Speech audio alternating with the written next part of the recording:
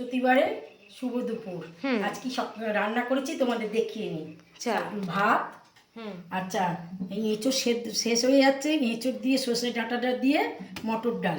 তোমার আর সজনে ডাঁটা খাওয়া শেষ আরে হচ্ছে ওই না। তো সর্ষে ডাঁটা 12 মাস পাওয়া যাবে, এঁচোড় কি আর 12 মাস পাওয়া যায়? বাবা খেতে চাইছে করে ফেললাম, কি আছে।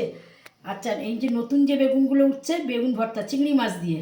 হ্যাঁ বেগুন ভর্তা, বেগুন ভর্তাটা ভালো হয়েছে। বেগুন ভর্তাটা তোমার সবুজ হয়েছে। সবুজ হয়েছে কারণ আছে, টাটকা একদম, আচ্ছা। একদম টাটকা। আর হচ্ছে সর্ষে পোস্ত দিয়ে আম আম গ্রেট করে পটল তেল, কাঁচা কাঁচা আম, কারণ কাঁচা আম তো আর পাওয়া যাবে না এরপরে, রং ধরে যাচ্ছে। এটা হচ্ছে পটল তেল। আর হচ্ছে মাছের একটু পেঁয়াজ দিয়ে ঝাল করেছি শুধু রাতের জন্য। আর এবেলা হচ্ছে দিশি ডুমুরের রুই মাছের কালিয়া, দিশি ডুমুরের রুই মাছের কালিয়া। দেশি ডুমুরটাকে কি গ্রেট করে?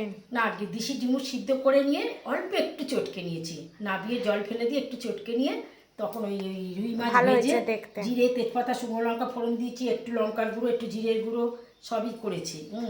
আর হচ্ছে এটা হচ্ছে শসা লেবু আর লঙ্কা, আজ আর পেঁয়াজ কাটিনি। আর এইটা কালকেকারে মুগ ডাল ছিল, এও আমাদের গাছের কুমড়ো শাক। আচ্ছা এই টক দই। আচ্ছা তোমরা যে যেখান থেকে আমাকে দেখছো, তাই তোমরা আমাকে একটু জানিও, কমেন্টে একটু জানিও। হ্যাঁ, আমি যেদিনকে তোমার লাইফে আসবো তখন তোমাদের সঙ্গে কথা বলবো। ঠিক আছে।